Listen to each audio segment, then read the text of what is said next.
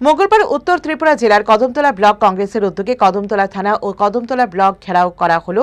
মূলত কংগ্রেস কর্মীদের গুদামে অগ্নিসংযোগ, শ্রমিকদের রেগার কাজ বন্ধ ইত্যাদির প্রতিবাদে এই ঘেরাও কর্মসূচি করা হলো। মঙ্গলবার প্রথমে কদমতলা থানা ঘেরাও করে থানার সামনে রাস্তা অবরোধ করে বিক্ষোভ দেখাতে থাকে কংগ্রেস কর্মী সমর্থকরা। অভিযোগ, দুষ্কৃতীরা কংগ্রেস কর্মীদের উপর বিভিন্নভাবে আক্রমণ ও রাতের আঁধারে কংগ্রেসের সক্রিয় এক কর্মীর গোদামে আগুন দেওয়াকে কেন্দ্র করে এই বিক্ষোভ ও কদমতলা থানা ঘেরাও কর্মসূচি বলে জানালেন কংগ্রেস নেতৃত্বরা।